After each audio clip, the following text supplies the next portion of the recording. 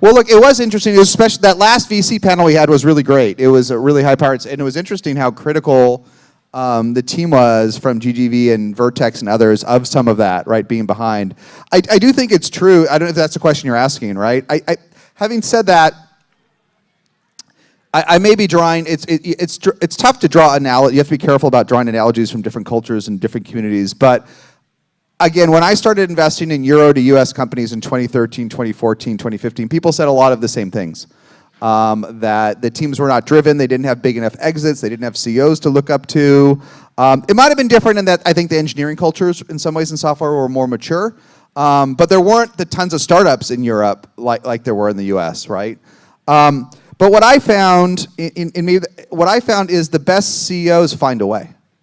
The best CEOs would blend the best of the US and the West with Europe, and typically they would end up with hybrid teams. Back in the day, the CEO, one of the co-founders, and some of the VPs would often be in the Bay Area, and they would leave a lot of core engineering in Europe, right?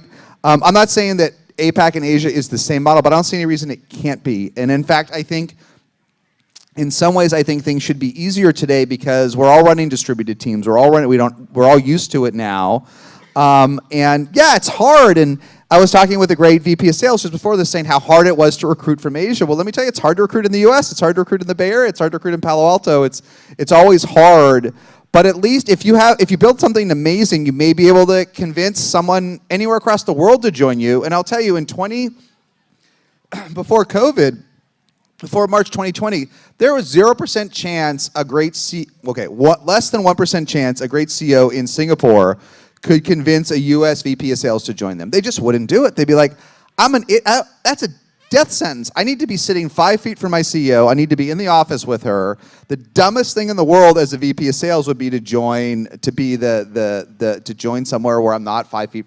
That world has changed. I'm not saying it's easy to get her or him to join you, but I think people underestimate how powerful it is that we're all running distributed teams, and that should be an asset to anyone. They're not easy. No one wants to join something growing slowly in a boring space. It's always a tough sell.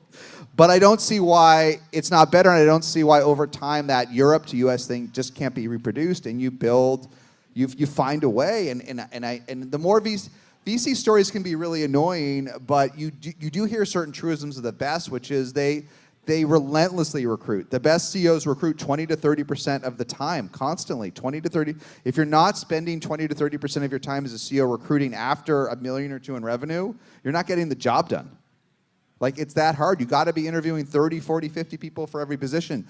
You got to have in-house recruiters, external recruiters, right-hand recruiters, left-hand recruiters. You got to be networking with everyone in the world. You got to be asking everyone great you meet. Do you happen to know anyone free? Do you know anyone great? I'm looking for a VP of sales. I'm looking for a director of customer success. Do you know anyone? Constantly, every hour, all the time, every Zoom, every meeting. You should have asked 40 people here if they know anyone great looking. And even if you come up short, that's just part of the job. So a rambling answer to say, clearly the talent pools here are more limited than in the US and more limited, but I don't see why in this world you can't build a world-beating team from anywhere with a certain amount of density. You need a certain amount it really helps to have a certain amount of founder density. I do think it's hard to build a successful SaaS company if you're in a geo where you know no one, where there's no one like you, right? Personally, I mostly live in the Bay Area, which is the best. But for family reasons, during COVID, I spent about half the time in Orange County, which is in Southern California, near LA, but a different environment where there's no tech. It is the lamest community for technology it's beautiful, it's on the beach, there's Laguna Beach, the waves are nice, the sky is shining, but it was uninspiring in tech, right, to know no one, right? The CMO of Calendly just moved there by coincidence, so I now have one friend. The ex-CMO of Calendly, that's it. But no one else. It's all just real estate people, surfers, retirees, somewhat wealthy people. It's unclear how they make their money, and that makes the restaurants fun, but it's not inspiring. But if you have enough critical mass, if you have a Miami or an Atlanta or I think a Singapore, although I'm not sure, I'm learning, and I don't see any reason at all why from Bangalore or others you can't build a world-beating company. I don't see any reason. Other than time zones, I don't see any reason. I don't see why it can't be done from Tokyo. I don't see why it can't be done. That's just me, though. Anybody else can I help with a question? Hey, Jason, I have a question. First of all, I just want to say that I followed your journey for a very long time. So when SaaStr APAC was here, and I've been telling everybody I'm here on my own payroll. I'm not on my company's payroll. So early bird price, I purchased it myself, and I just said, and I don't want to be on my company's payroll, so I don't have to own them leads or anything, right? I just want to come here and learn. So that's it. So we'd love to grab a photo with you later on. But I have two questions. So number one, how did the idea of SaaStr APAC came about, and why Singapore? So I'm born and bred in Singapore. I would love to know why you chose Singapore and how did this APAC planning came about. And secondly, what do you think, based on your understanding of APAC, what do you think is something good that we have that we should double down? Yes. And what do you think is something that can be improved? And I know it's a tricky question because APAC is so diverse, but I would just love to hear your thoughts. Well, look, the first one, I mean, not to spend too much time on niche things, why APAC? We wanted to do it in 2020. COVID set us back, and we had to focus on, when we came back on US and Europe. I mean, look, you can't, everyone needs to be cognizant of SaaS buying patterns, right? You know, the majority of SaaS spend is in North America, the majority. Europe is number 2. It should be equal by GDP across the world, but it just isn't. It just is. It doesn't make any sense to me at some level. I mean, we all run in the cloud. Spend, to me, should be proportionate to GDP or something, but it simply isn't, right? It's a maturity. And, you know, the average enterprise company in the US has over 400 B2B apps, and the average SMB has over 100. It's just a level of maturity that I'm not sure we have in other markets. I know we don't. So, I kind of got a little distracted in your answer, but nevertheless, APAC for B2B is the distant number 3, okay, for most. There are exceptions. It's usually, most folks start off in North America, typically. Then these folks in Britain and Australia speak English, so they start buying your product if it doesn't have regulatory or border issues, so you start getting a little traction. Especially, you know, Britain is still the largest market for software in Europe, so you get a little bit going, and maybe you get a little more traction in France, and all of a sudden it's 10% of your revenue or 15% of your revenue. So actually, I think most folks wait too long to have an EMEA office. You at least want to do it by the time you have a couple million in revenue to service those customers, right? But then think about it, how long does it take to get a couple million in revenue in APAC for a North American-centric company? You might have to get to, I was thinking about this outside, you might have to get to 50 million in revenue until you naturally have a couple million of revenue coming in through APAC, unless you force it, right? Unless you make it happen. So, but anyhow, you know, so it's a distant 3, but obviously it's the number 3, and so we wanted to do it for a while. We picked Singapore because it's the easiest. I've been here. I knew parts of Singapore. Most of the team had never been to Asia. And while much more of SaaStr is based in India, we had to pick somewhere, and this stuff's hard to do with a team of 10. So we picked something that I thought people would think was fun, and that logistically we could pull off. And it also helped. It would have been fine in Bangalore probably, but even though Singapore itself is not a huge market, you do want the VCs here, right? We had so many of the best VCs here, from Sequoia to Bessemer to Lightspeed to Capital B to on. And there's just so many that are either in Singapore or frequently coming that makes it easier than trying to cajole people, right? Yep. So hopefully that answers both the questions. The second one, what about based on the interaction with people here, what do you think we are really good at that we should double down? And what do you think there are things that maybe our culture-wise we need to improve to kind of catch up to our better counterparts? Well, listen, I'm going to say something kind of crazy, okay? So forgive me, we're among friends, right? Okay. So this is very different than when we're in Paris or Barcelona or London where we do events, right? Honestly, I could be in San Jose, California right now. Now, we are indoors, so there's no windows. We usually have better natural light at our venues. But I know this sounds crazy, but I can't tell. When I'm in the Bay Area, I see Bessemer. I see Excel. Who did I see today? I saw Bessemer Excel, I see Sequoia. I saw Bessemer Excel and Sequoia today, right?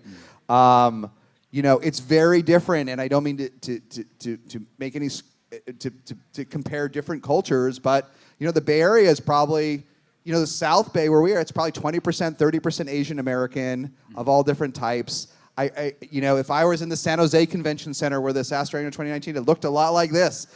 Everyone here is speaking English, right? Let's be. It's a huge advantage in SaaS to be a native English speaker, right? Not everyone has different degrees of fluency in English. I'm just being specific.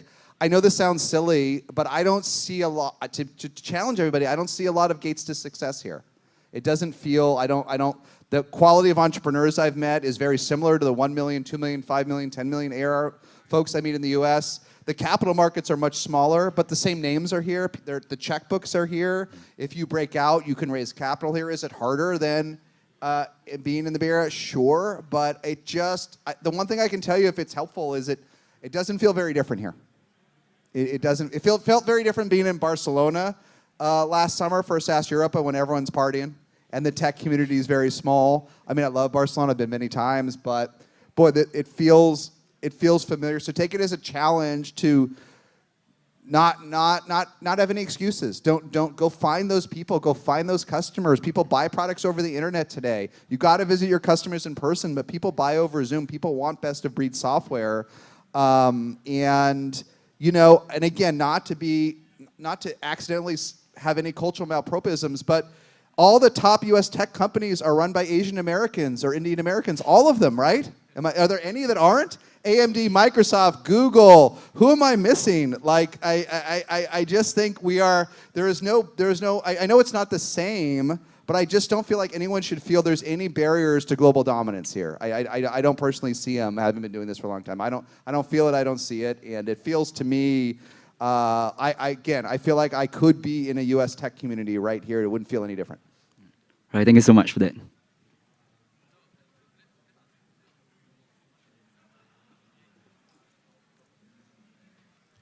Hi, Jason. Hi. Looking at your own SaaStr's marketing strategy, what's top of mind for you this year? For SaaStr itself? Yeah. You mean that to the extent that we have a strategy? I don't know. You tell me. Strategy. Well, boy, that's an awfully niche topic. But if you're curious, right, as a stakeholder in the community, I mean, I don't know that we don't really have a marketing strategy or even a marketing team. The goal for, community actually is an area that's much more of interest to people today, right? Building community around their products, building a community. It's become a marketing buzzword and hotspot. How can I build a community, right? And SaaStr is an early example of a successful organic community, so it is interesting for marketers.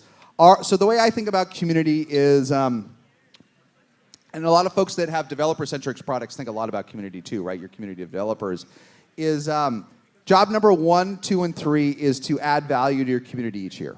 A community will either organically grow because you will network with each other. You will go home and bring someone else next year. You will bring 2 people. You will be 3 people. You will share SaaStr content in your Slack or by email, and it will naturally grow if you nurture it, or it will slowly degrade over time, right? We've all seen communities or a random Facebook group that we don't check in on anymore. It just wasn't valuable, right? So this marketing strategy is each year to add at least one significant piece of value to the community and one minor but important piece of value for the community. So this might count as our number 2. Like this is important enough, right? And that if we can make APAC really big, that would be a contribution to the community, right? That would be a number 2.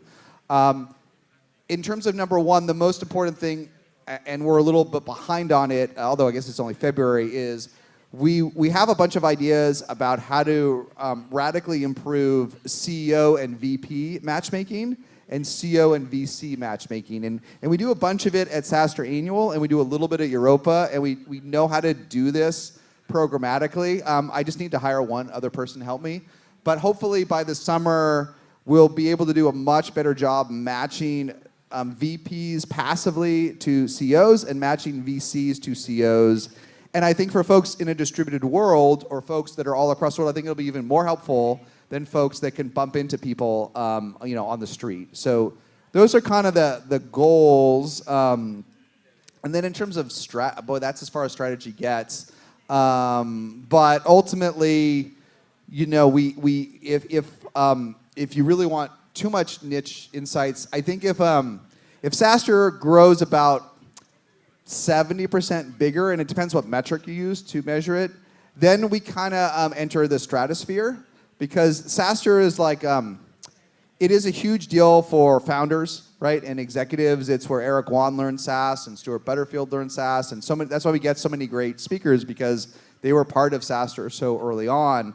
But it's still elective, right? Being part of SaaStr is a special community. People opt in, right? In terms of the kind of value that we want to add, having the feeling that if you're that you have to be part of SaaStr, if not as a founder, as an executive. If Salesforce, people feel like they have to be there. Oracle, I know it sounds silly, but like we want to be something that every part of the ecosystem wants to connect with founders. And we're getting there, but we're still kind of an elective opt-in community events and things. We're not mandatory. And that's kind of the goofy goal, but for everyone to feel like some part of SaaStr they have to be a part of. Like, not maybe the way the folks in this room are, but anyhow, that may be too much information for you, but that's kind of the ultimate goal. Awesome, thank you. Thanks. Hey, Jason. Big fan. Thank you. Thanks for coming. Okay, the question I have is slightly on like product growth area. So we are a SaaS business. We have customers in about 80, 90 countries. And number one question. That's most of them. Yeah, 80, 90. Yeah.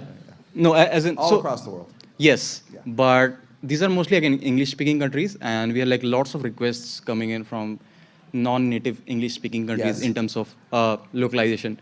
And we've been like sort of like putting that off because like it's not just like localization of like the product itself, but also like content and marketing, and like looks like a big effort to like commit to like more languages and like more Cry me a location. river, but yeah, I get it. I understand. Yeah. So my question would be, what have you typically seen in terms of like companies at like 1 million, 5 million, like in terms of ARR?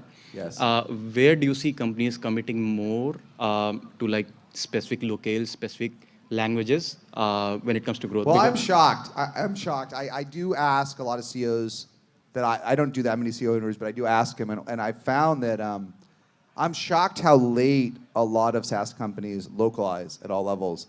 Back in the day when I was running Adobe Sign, EchoSign, and we were competing with DocuSign, we fully, and it was a pain, right? It was we fully localized a 2-byte app all across every piece of it in every language under the world, and we did it around 3 to 4 million in revenue.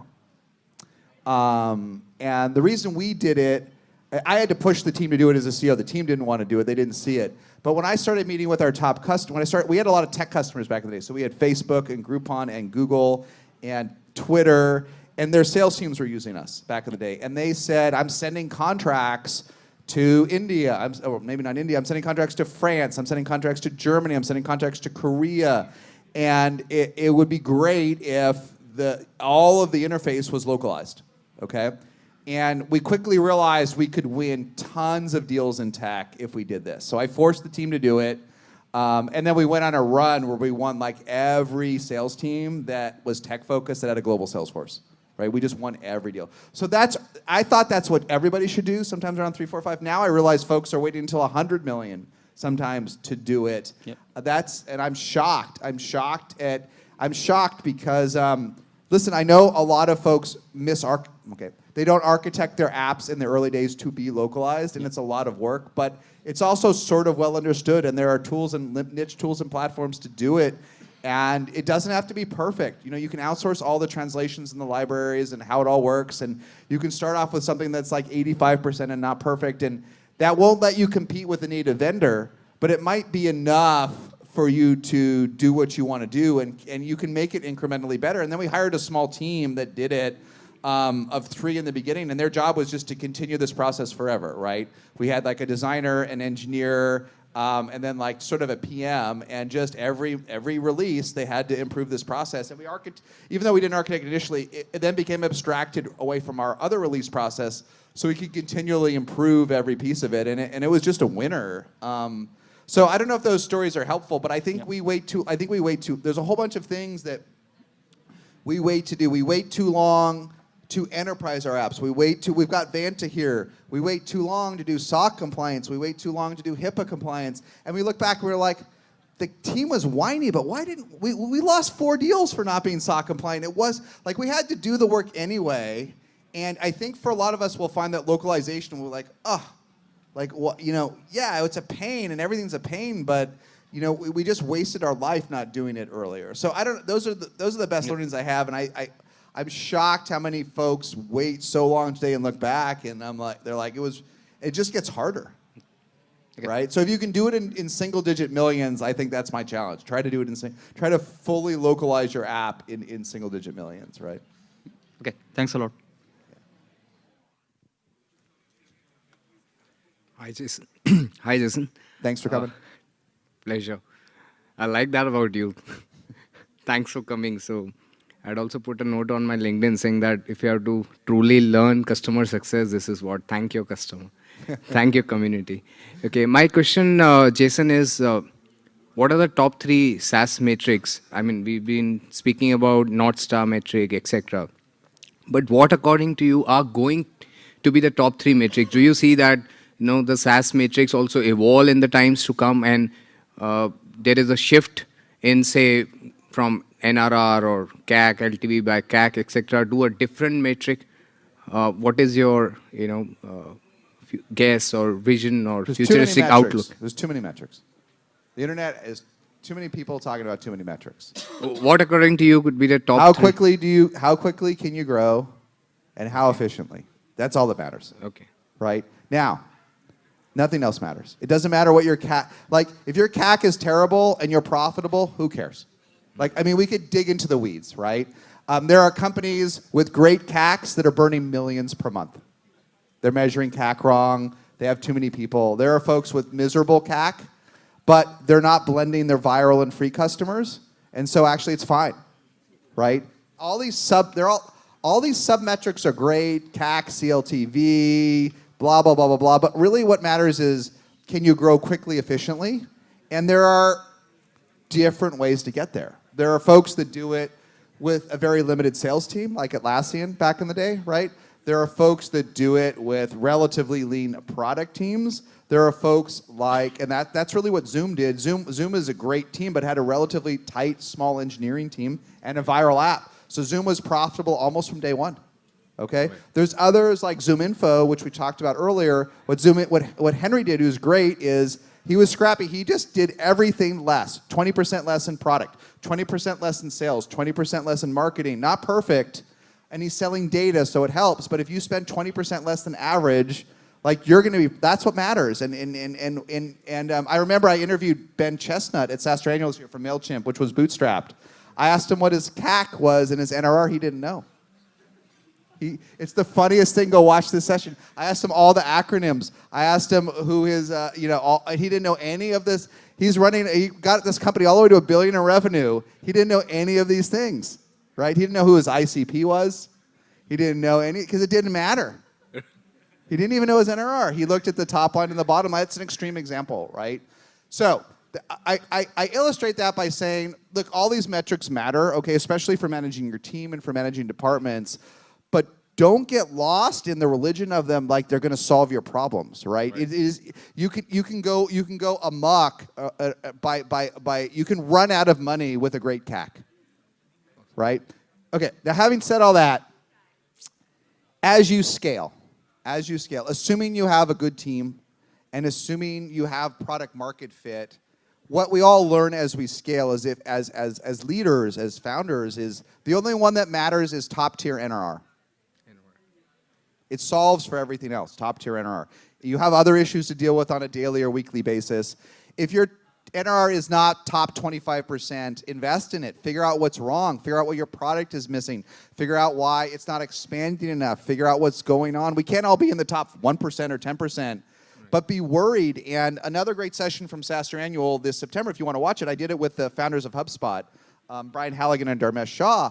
And HubSpot had horrific NRR for a long time. It was 75% at $30 million in revenue. Horrific. horrific. And eventually they got it up to 100 and then finally to 110% after the IPO.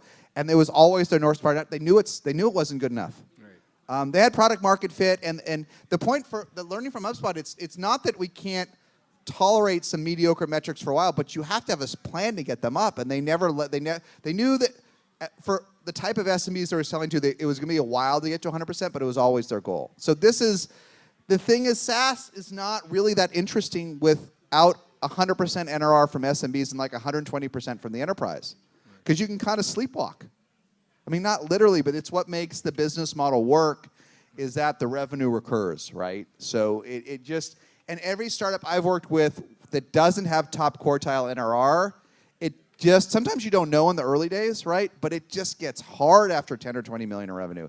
It just gets too hard, and they slow down, and they get bogged down. And so that's why I think most founders will tell you it's the magical metric, right, is the NRR.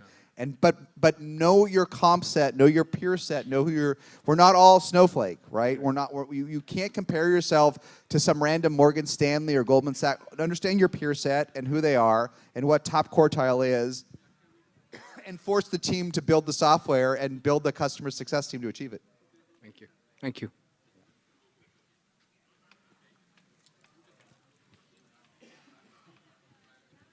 Hi, Jason. Hi. My question is, so there are some successful bootstrap companies like Zoho, Atlassian, and Ahrefs over here. And I want to understand, as a bootstrap founder myself, what about the bootstrap startups who have not done so well, and what have they are missing out, or what are they not doing well to become so successful as the other successful bootstrap companies? What are the good bootstraps doing versus the less successful ones? Yeah.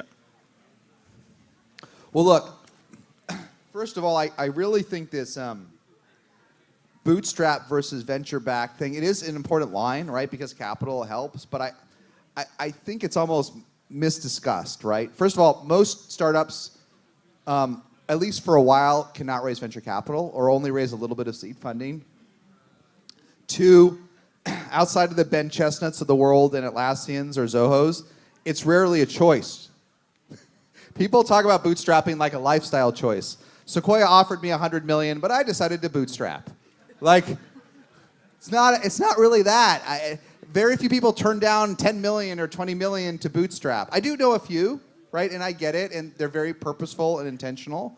But usually it's just, bootstrapping is forced on us. And, I remember we asked Michael Cannon-Brooks from Atlassian at SaaStr Annual way back, I think in 2017, what he thinks about bootstrapping versus venture-backed. And his point was, look, when we started in 2000, the world was pretty slow. I don't think it would work today. I think Ben Chestnut said the same thing from MailChimp when I asked. And so a lot of folks either were forced to bootstrap, and the ones that were successful often started in categories where there was time. There was time.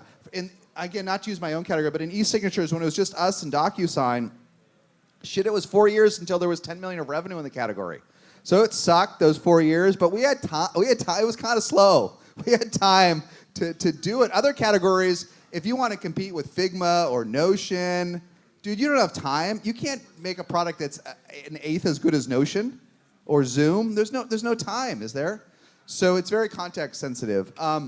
So I know I'm giving you a lot of data, and then let me tell you what I've learned, and this is where I think the Atlassian, Qualtrics, and others are interesting, is somewhere between 10 and 20 million in revenue, depending on your sales motion, the models converge. The models converge. So if you have 20 million in revenue and you're bootstrapped, and you're willing to spend all 20, right, you can basically hire as many people as a venture-backed startup can. Now, you may be stingier, and you may not throw money away, but basically you end up with $20 million a year to invest at 20 million, right, if you're bootstrapped. Most venture-backed companies can't, maybe they burn a little bit more, but you end up having the same amount to spend on the team, on marketing, and it normalizes, right? So the most successful bootstrap companies find a way to get to 10 to 20 million, and then they become as competitive as the funded ones.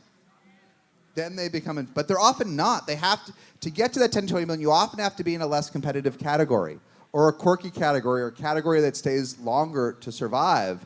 And if you bootstrap in an ultra dynamic category, man, it's tough, right? It's tough, right? There are examples. So you gotta, in every, founders you gotta pick your battles in the early days, and you have to find categories where you can win. You have to find, I talk a lot about how you have to build a 10x feature to beat you can't beat Notion today, but you might do one thing Notion does 10 times better than Notion does to beat them, or Figma, or whomever you want to pick here, or Asana. One thing you could be 10x better. But you might also need a business model that supports that, right? In a space that is evolving just slowly enough that bootstrapping works. And bootstrapping in a you better tilt to a space that people are overlooking, maybe a vertical in your industry, right? Or a segment of your industry that they're overlooking, or maybe all the energy's in tech. Or you could do what Monday did, right? Not that Monday was bootstrapped. Monday is like, hey, we'll do normal people for project management. We're not gonna compete with, and to some extent, ClickUp bootstrapped to 25 million the same way. They both came into collaboration and said, we're not going to sell to tech so much, especially Monday. We're going to sell to ordinary businesses, and it was harder, but it also meant they didn't need to compete with all the tech leaders, right? It's another way to do it. So hopefully that's helpful. Thank you. Yeah. Yeah. Go ahead. Oh, well, whoever first. We'll go 1, 2. Yeah. Okay. Okay. Hey, Jason. So my question is like, while we are doing Brain Dates today, so Yes. excellent forum. But what I realize, I'm talking about SaaS matrix and revenue booking. So there are various ways in which different companies, calculate or compute the formulas they use for particular. bookings? Sorry, for revenue booking, Yeah. because there are multiple elements. They can be one time, there can be customization, there can be multiple, and I'm hearing your question. Yeah. There's a reason I'm frowning, but keep going. so okay. Yeah. And the other thing is, so one is on the revenue booking. There's I don't only see, one way to measure GAAP revenue, though. though. Okay. GAAP, generally accepted accounting principles. Agreed. There's one way. How much revenue came in this month that I'm allowed to recognize that came in this month? The further you go away from GAAP, the more fracked up your business is going to be. Now, when you come out of a Microsoft or an Adobe, where I briefly worked, or others, there's a lot of reasons they move away from GAAP financials, okay? I can tell you a funny story in a minute, but don't listen to those numbers. Like, all that really matters is how much did your ARR grow or your MRR grow. Nothing, everything else is a subordinate metric, but keep going, right? Yeah, the question is, what all should go into that MRR? Because we have Your revenue. Yeah, revenue, but what does that? All revenue, of it. All of it. Okay. All What of about customization? What about one time? All of it. Do we spread it All in 3 of it. months? Do we spread it in 36 months? So That's a different question. Yeah, Let so- me slow down. All revenue, here, let me simplify all this Yeah. kookiness. All your revenue should go into your revenue. Your number one metric each month should be revenue. That's right. And your revenue should have all your revenue. And if all of your revenue is not software or recurring, you build a stack chart or a pie chart and you segment it. 70% of our, take a look at Shopify, and we summarize it on SaaStr. Shopify is like 30% of its revenue is from SaaS, like 60% is from payments, and 10% is from other stuff. So Shopify says, hey, we're doing 4 billion or whatever they're at, and here's our chart, and here's how to segment our business, right? Where we got into trouble in 2021 was when fintechs and others would claim a lot of 10% or 20% gross margin revenue was software revenue at 80% margin. They would obscure these things. Just break it down. Just forget about recurring revenue. Just start with revenue, like we have since the Middle Ages. Okay, revenue. First start with first principles, which is get your revenue right each month. Your actual revenue. Revenue. 2.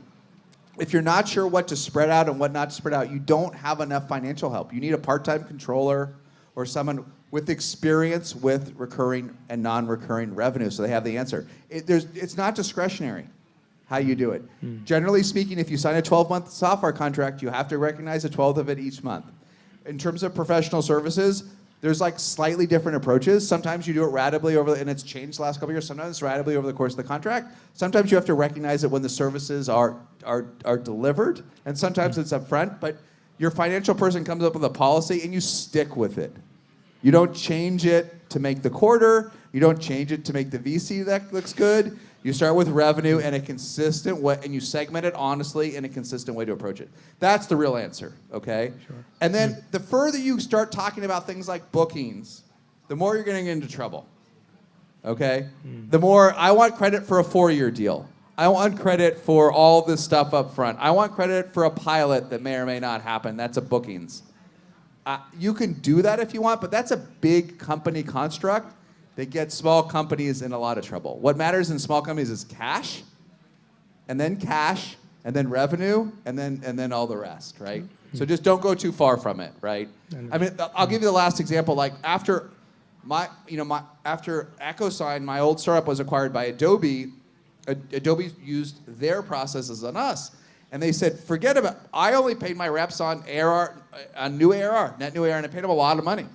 Adobe said, hey, we'll pay you a full commission on all bookings, whether there's any cash or not. And so immediately, and they also said, discount as much as you like.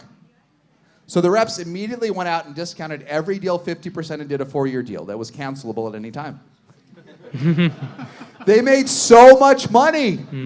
They made so much, and their bookings were so high, and our ARR fell in half. You couldn't stop them, the incentive system, but boy, the bookings, we hit the bookings plan. You know, we gotta do 10 million in bookings this quarter, and so yeah, hey, what if you signed a 20-year cancelable contract for an 80% discount? They didn't do that, but they did these 3 to 4 year deals left that were fake. They weren't lies, they weren't fraud, they weren't FTX, but this is what happens when bookings got too abstracted away from revenue, right? A true story. So hopefully that's a little bit helpful. Stick with revenue and segment it and be honest about the different categories and just get a controller or someone with the key is with real B2B SaaS experience to just decide how to recognize these categories. Absolutely. Right? And then the last point is, just as a founder, you just have to decide, are you going to compensate all these categories of revenue the same or not? Right? And if most of the revenue is recurring, don't worry about it. Just don't. You got to keep sales plans simple. The more complicated you make a comp plan, the more people are you're gonna have those crazy stories like at Adobe. Like the crazy stuff's gonna happen, right? So keep it simple. Yeah, sorry, absolutely answered that question. In terms of SaaS matrix, because when I do benchmarking within the firm, I can continue to report the way I do. Yes. But when I benchmark and I try to see, because same SaaS matrix, somebody can do it monthly, somebody reports on a yearly basis. Is there are we yearly? That's pretty on an average. So I mean, the way you compute LTV by CAC or LTV or gross margin, do you take only revenue or you multiply by gross margin? So there, if I search on net, there are different answers for one single matrix. How do you compute it? So are we looking at some standardization somewhere down the line? Are we approaching that by any chance? I think it's not as confusing as you think. I think people are playing games or they have immature controls. But at the end of the day, top line growth and bottom line burn are all that matters. Right? Everything else is how much of customer success should go into gross margin versus not go into gross margin. Like, yeah, you can play games there. People, until recently, people would put all of CS in basically sales or sometimes product and engineering or split it so that they would have like 75% or 80% gross margins. Now we've gotten more nuance, and what a lot of companies do is they'll okay, the piece of customer success that's long-term will go in product and engineering, and the piece that's like up front will go in COGS or vice versa, but there's no FASB answer. There's no perfect answer to this stuff. You just got to be consistent. Consistent. Right? Yeah. Thanks, Jason. Thank you. Hi, Jason. I was at one of the first SaaStrs in the Bay Area. Oh, thanks for coming. All those many You're years ago. 3 quick questions. I hope you can cover them all. Try. Will you ever make it to Sydney? There's great things happening in the ecosystem in Sydney. It's really, really cranking, and I know. It's just the language is tough. the accents are so thick. Sometimes I just don't know what they're talking about.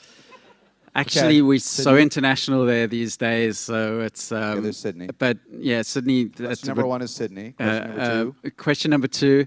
Have you ever thought about a spin-off conference that's kind of a little bit more intimate? I think I went to some sessions today that were a little bit smaller. Yep. And they were really intimate conference. Question number 2. These are really great. Niche SaaStr questions. What's the third one? Third one, a little bit left field.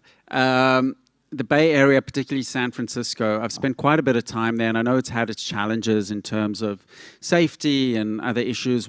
I haven't been there for a couple of years. I'm curious to know what's the sentiment and what's going on in San Francisco, Mission, Soma, Let's spend some et cetera, time on the third one because I think I can be helpful.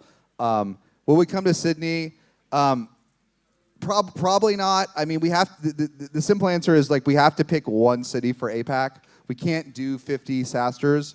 Not only would it kill a team of 10, but it just dilutes everything. Once you get, like we've done 4 events in Miami, like, and we love Miami. I mostly do it because I like Miami, right?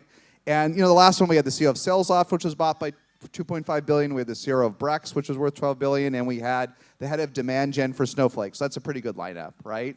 But it's hard, and it's hard to get good speakers, and it's hard to get critical mass. And we don't really want to do an event for 300 like in Miami. Like this is the smallest of size event we want to do, right? So as soon as we start breaking things up and fracturing it's like you building too many features, right? We break. Everything breaks. The constituency for us, everyone's DNA is different, right? So we want to attract the best of the best. The best of the best want to go to #1. They want to go to SaaStr Annual. They want to go to SaaStr Europa. Maybe we can make that happen in SaaStr APAC. And the best of the best don't go to #2 or #3 or #4, right? Even though it sounds good. So long-winded way of saying like, if critical mass was Sydney, like notwithstanding the language barriers, I would go for sure. Like you've got great leaders there, right?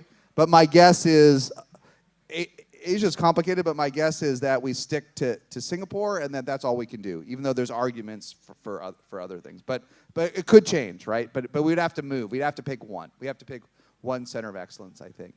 The third one was SF. The second one was intimate events. No, we won't do intimate events. The reason is, first of all, lots of people do intimate events. Every Sequoia does it, Bessemer, everyone here does intimate events. People do dinners and they do curated small things. It's just, we're a community and we don't want to do intimate events. We will do the brain dates you saw here. When you come back to the Bay Area or London, there we've really nailed it. We had 1,000 at SaaStr Annual.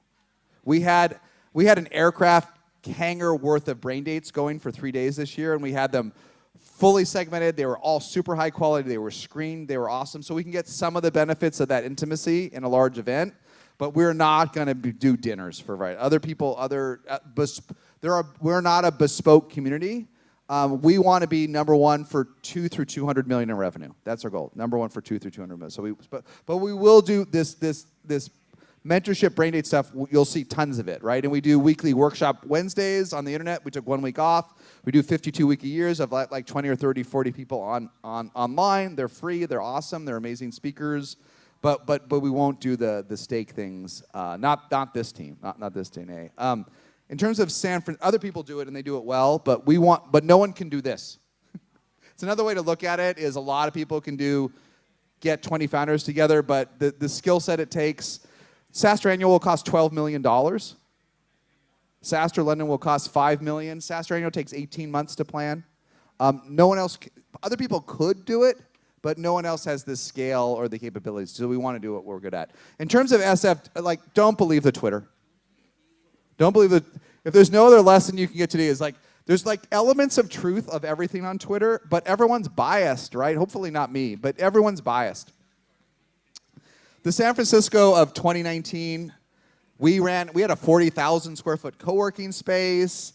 Things were crazy. I couldn't walk one block without bumping into a public company CEO. You know, the day before lockdown, I saw the president of Atlassian. The week before, the CEO of Twilio on the street. Okay, those days are never coming back. Okay. The other thing that's never coming back is that every B2B company had 500 sales reps in the Bay Area. They're never coming back. We're never renting 20 floors of Soma. Soma, South of Market, where everyone had 20 floors. It's crickets. It is empty today because no one's going back to having all of their SDRs in the Bay Area. It makes no sense. The genie's out of the bottle, right? They will have local offices, and I do think a lot of folks are coming to the conclusion junior sales folks benefit from the office. A lot of folks believe that, but it will not be in San Francisco. But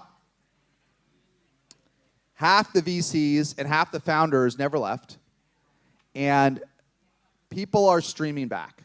And I think one thing, and what is interesting is that it may not be the folks from the Bay Area that are coming back, it's folks from the rest of the world that want critical mass. And there's not a lot of APAC, Southeast Asian founders I've invested in, but I've invested in a ton of European founders. And the time difference from the Bay Area to Europe is brutal as it is to here, right? So I was just shocked that a lot of them never left. That all the Americans left when COVID hit from the Bay Area. They all went, I'm going to go live with my parents in Ohio. They all scattered across the country. The Europeans stuck it out. They stuck it out when San Francisco was awful, when it was locked down, when it was even filthier than it is today. And I kept asking, why? You're French, you're German, you're Portuguese. Why are you staying? And they're like, there's no founder community like this, right? And it's still true today. So I think you can build a startup from anywhere. I'm not one of those people that says you can't, but there in B2B, it will never be like 2019. So all the folks that say San Francisco isn't coming back, they're right in the sense that there will never be, no one will ever have 1,000 sales in San Francisco. But if you can go anywhere and you have a generic B2B product, you don't have a reason to be in a certain geography. You don't have a reason to be in New York or LA or somewhere else. You will never find the density of founders you find in the San Francisco. You'll never be challenged. You will never go to events and parties like you see there. You will never see that. And you don't need it to win, but it's powerful when you have it.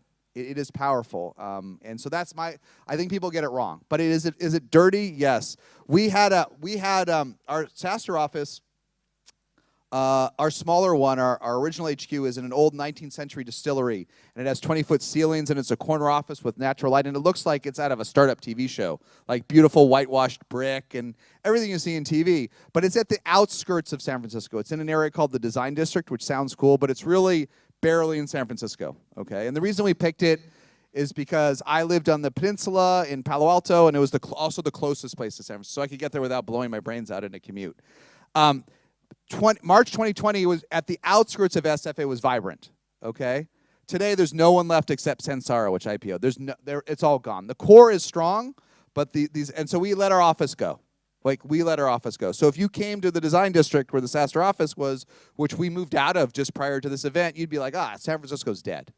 Like, why? It's dirty, it's not clean, it's weird, the restaurants are half closed. But go to Second and Howard or go to other hotspots of entrepreneurship and you'll see something I miss it. Like, I didn't miss it in 2021, and I didn't miss it in the second half of 2022, and I'm not sure I even missed it until our last couple times in the Bay Area. But it is just that there's something about density that it's been true since Rome, and it's true today. So it's still special. But anyhow, the old one's never coming back. Sorry if that's helpful or not. That's the real vibe check in SF. Yes.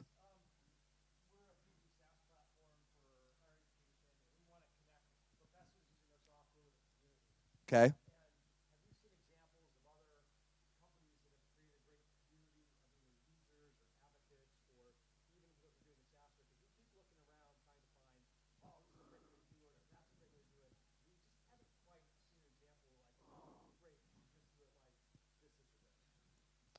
I mean, look, everyone tries to take shortcuts in community and buy a piece of software and tell people to sign up for a website or join a circle or a Facebook group. That certainly doesn't seem to work, right? Or join our Slack channel that no one moderates. You got to go all in. I mean, look, the best, I don't know a great, the couple of examples that stand out, older companies, obviously Gainsight and HubSpot invested heavily there. Gainsight, Nick believed in it from day one, he joined at $1 million in ARR as CEO and built a huge community around customer success very early. It was seen as a very strange strategy at the day, but it worked out very well for them, right? That's one you can look at. In terms of the more digital side, HubSpot did it from day one. They did it from day one from a content side, from all the rest, and they did it from inbound, which is a huge in-world community, and they haven't done all of the pieces.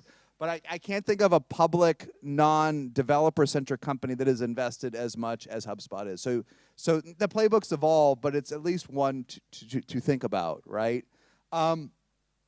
And then I don't have all the perfect examples. And the third one that comes up, which, I'm always, community is an amorphous term, and people claim they have more community than they do.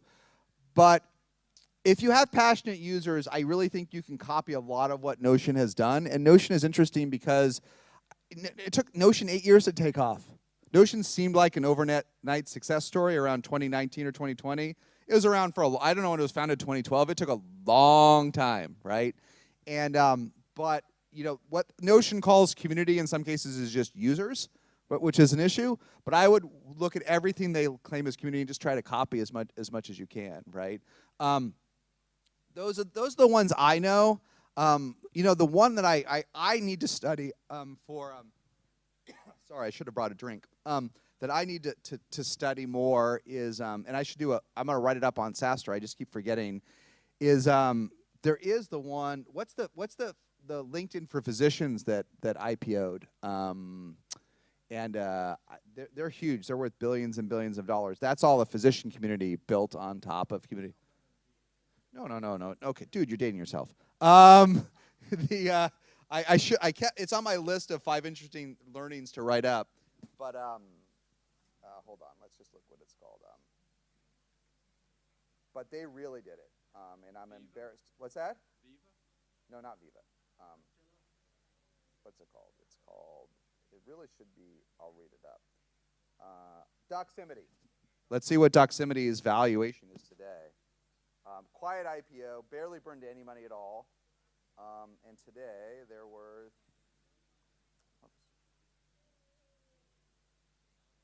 hold on.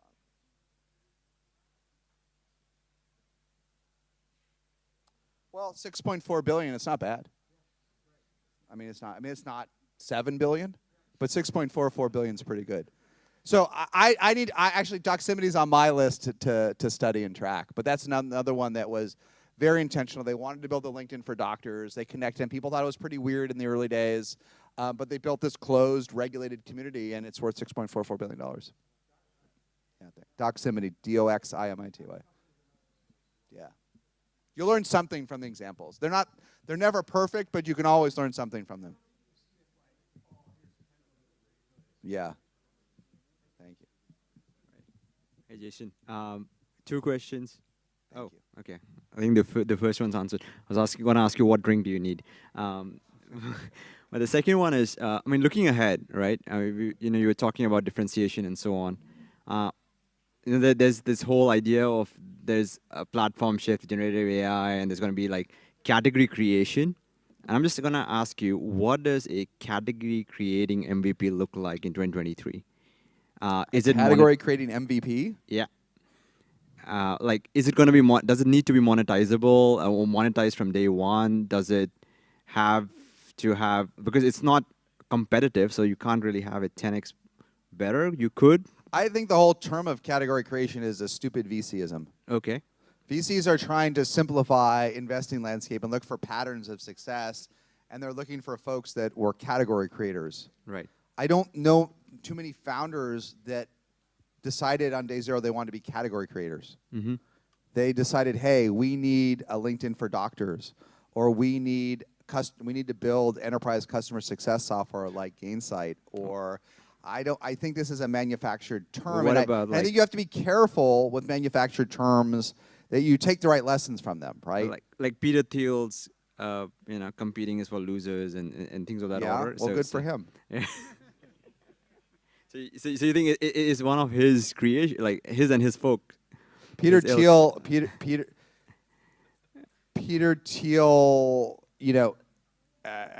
Competition is part of SaaS. Right. Yeah. So I don't think it's for losers. I do think being number one in your category in most cases in SaaS, you do get most of the economic benefits. There's no question. But I just don't think category creation's, let me put it differently. I don't think category creation's a strategy. What great founders do is they see white space that is real, that will become big, that others do not see. That's not category creation. They see white space. They see a gap in the marketplace that others, because they're too big, it's not worth their time, right? or a market shift is happening that other people don't see. That's what great founders see. They have the personal experience, they work there, they know the problem, and they see something that to them is actually clearly there. It's fairly obvious, and other people don't see it. So I don't know. And so that's my one answer. The other thing is I don't think there's any such thing as an MVP in SaaS. Yeah. Like if you want to be a B2C guy, great. I hate that term too. The term I use, and I used to talk about it a lot in the early days of SaaStr, but you want a minimum sellable product, not viable product. MVP is a crappy pre-milestone on the way to the only milestone that matters is a product a customer will buy. And if you stop for a V on a way to an S, you may never monetize your product. Right. So what will it take to get the question in SaaS is, and again, SaaStr, we try to be a little bit early. We don't try to be too early stage. So maybe that's why I'm pushing back a little bit. But if you got to get to 10 paying customers in SaaS. Yeah. There are examples of folks that build it off the back of free and freemium, and I've done a little bit of it. But the question is how are you going to get 10 paying customers, right? Right. Okay. Thanks. So thank you. Yeah.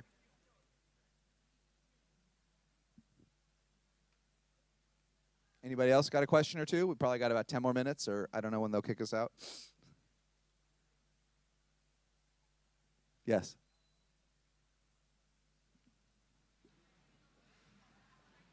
Hi, Jason. How are you doing? Thanks for coming. Very great first SaaStr event in Singapore. So I have a question. So I read one of your article about late-stage startup, especially in B2B, and it seems like VC care more about rule of 40 and magic number rather than just growth in 2023. So can you share? Sort of. Yeah. Can you share some of the example where a company used to grow at all cost, but then they kind of change the way they operate and they be able to optimize their rule of 40 or magic numbers, either sales or I don't think any or of that marketing? stuff's true. Yeah. Again, I think this is where Twitter does founders a disservice. I don't think VCs care about the rule of 40 per se. I don't think they care. What VCs want today, and they did not want in 2021, is they want very strong growth that's capital efficient. They want companies at a minimum burning less than they're booking. I know we talked about bookings, but if you're going to go from 40 to 80 this year and add 40, they want you to be burning 20, right? And it's not really so much the rule of 40. Like it makes sense, but those metrics are really for public and very mature companies, right? They're still true, but rule of 40 kind of implies that mediocre growth is okay if you're profitable, and that's the disservice. No VC is interested in mediocre growth that's profitable. Like we started this early day. No one's interested in the rule of 30. VCs want rule of 100. Okay? That's true. And so, again, going back, we started this morning with kind of a venture AMA. It's bad advice to the internet. VCs are not going to invest in slow-growing, profitable companies for the most part, at least US. There may be local investors that are okay with small outcomes, but it doesn't work. You've got to get from 1 or 2 million to 100 million or more in 7 to 10 years, and slow growth doesn't get you there. The rule of 40 doesn't get you to 100 million in revenue, right? And so no one really wants that. It's just everyone wants growth. I don't know. I don't mean to ramble because I do get tired at the end of the day. It's a crappy time to raise a Series A, B, C, D, E, F, or G round. It's a crappy time. And the growth markets are back. Folks are willing to invest now, but they're still mostly frozen because valuations are low, and folks want capital-efficient companies. It's hard, right? It is hard, and people want folks. Anyhow, ask that follow-up to the question because I want to make sure I fully answer it. But I think people take false comfort that slow growth and profitability is interesting to investors. It's not necessarily a bad path. Like, if you can get, and you talked about growth, right? If you can get to even 10 million in ARR, I really just wrote this up the other day on LinkedIn. It had like 2,000 upvotes.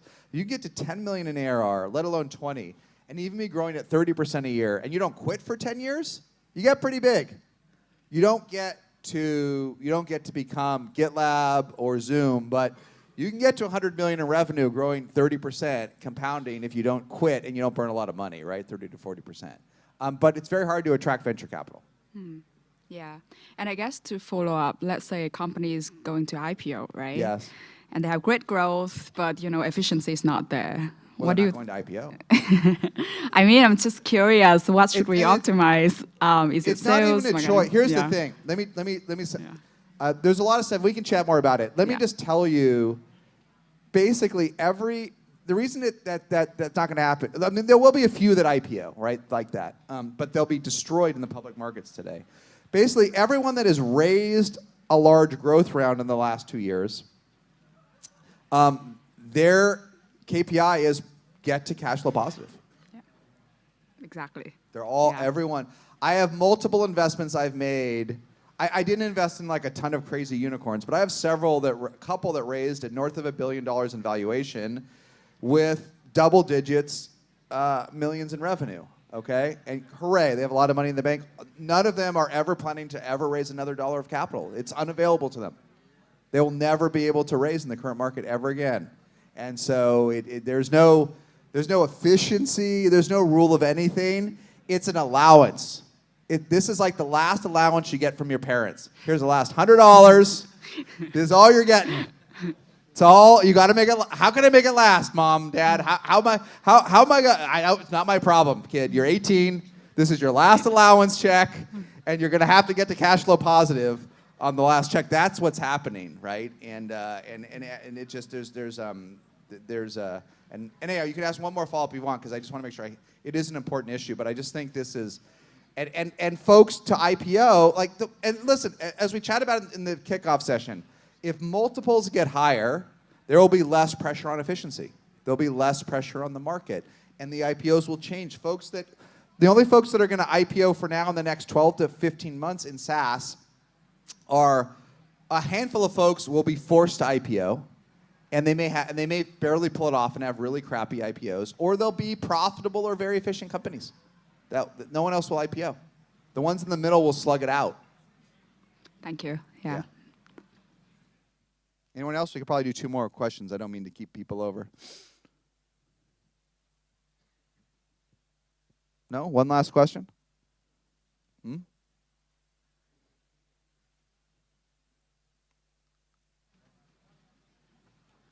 Hey, Jason. First of all, thank you for hosting this event. Thank you for coming. This is the last question. Thank you, yeah. And I'm Nikhil from trimpixel.com. My question is, there are things that people should do in this environment. Yes. But there are things that people would do. And for us as SaaS companies, I think it's more important to figure out what people would do and target that rather than what people should do. Okay. I'm almost with you. Right. What's the question? Thanks. The question is, I would like you to sort of explain, given experience, I would like you to sort of just focus a bit on what people would do in these scenarios, given the habit of human nature, rather than what people should be doing. So that way, all of us here can sort of focus and cater to that, to our customers and prospective customers. Are you with me till now? I'm almost, I know, but I'm going to try to be with you. I'm going to reframe the question so that I'm with you. Thanks. I'm not very good at articulation, but thanks for that. I think what many people are doing, I wrote this up a couple months ago, and I should update it. Not that long ago, but too many folks are doing a strategic retreat. Too many folks are saying, woe is me, the world is terrible, I'm going to batten down the hatches, I'm going to not grow, but I'm going to get to cash flow positive. There are times, I think most founders, I wrote an old SaaStr post update called The Year of Hell. Almost everyone has a terrible year. Not everyone, almost everyone has a terrible year. Usually it's not actually tied to macroeconomics, it's tied to a phase transition, terrible hire in sales and revenue, a market change. My year of hell was not during a global meltdown, it was during a rough VP of sales transition. But people have it, and sometimes in a year of hell, you have to make a strategic retreat. You have to say, listen, I got to survive, so I got to take a couple quarters to get my act together. Maybe move on from a few folks on the team that are destructive or not doing it. I got to get my burn rate under control. And that's fine, but you can't change the ultimate goal of building something big and real. So you just got to be very careful what the strategic retreat is. You have to be very aware of going back to our kickoff session, what's my public comp? If my public comp is ZoomInfo or Monday or Doximity or Cloudflare, why am I not growing at their rates? Because it's you, not them. It's you. There's something wrong with you. But if you have a great team, you can fix it. We can build software. We're all building software. We can ship more code. We never get enough features. It's always too slow. It always takes too long. It's always frustrating. If you're a non-technical founder, it takes even longer. If you're a technical founder, they don't understand. They just don't understand. They never understand. And they're supposed to sell what I built. But a great team can always build. It's never too late for a great team in SaaS. They can always build more software and catch back up to the market. But if you settle in tougher times, I don't see those founders recovering.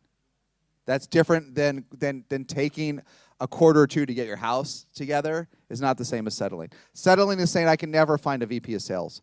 Settling is saying I'll grow at 30% forever. Settling is saying it's the VC's fault. Settling is saying they didn't give me more money. Settling is saying it's the macro environment, right? Settling is saying my competitor raised $400 billion. Well, Atlassian raised nothing. Well, Qualtrics raised nothing. Well, Zoho raised nothing. So sure, but maybe it's what you need is a friggin' kick in the ass. I've needed a kick in the ass from time to time. I go through, and maybe we can end with this story if it's helpful. I've invested in about 32 founders. About 4 don't like me. Now, I'm not cuddly, okay? I'm not kumbaya, but I'm about the most honest and earnest person you're going to find, okay? I'm not trying to screw anybody over. I'm just trying to help. And of those 32 founders, 30 have gone through a year of hell, okay? And usually, I'm the one that has to give the kick in the ass. I'm the one that has to say, look, it's been a quarter, it's been 2. Time to stop feeling sorry for yourself and go build some fucking software and go get on a plane and go sell something. And the best founders do it. The best founders listen. Sometimes they get mad at me because no one else is honest. Everyone else is sucking up to them. Everyone else is scared of them. A couple founders hate me for it. They wanted to hear it's okay to quit. They wanted to hear it's okay to settle for mediocre growth. They wanted to hear that it's someone else's fault. They wanted to hear that it's too hard, that it's not my fault, our market segment's too competitive, that our ACV is too low, that our churn is too high. Like, it's not my fault, our churn is too high. But the best founders go and fix it. They go and fix it. And I'm not exactly sure how I got completely on this tangent at 6:05 p.m. But in terms of should and would, if you ever had product market fit and you have a great team, you can get it again. If you ever had a time of good growth and you have a good team, you can get it again. You can get it back. If you have a mediocre team, once in a while, mediocre teams get lightning in a bottle and they grow really quickly and then they fail. It does happen. It's more common in B2C than B2B, but it does happen.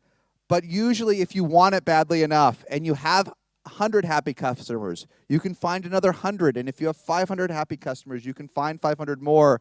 Do you want it?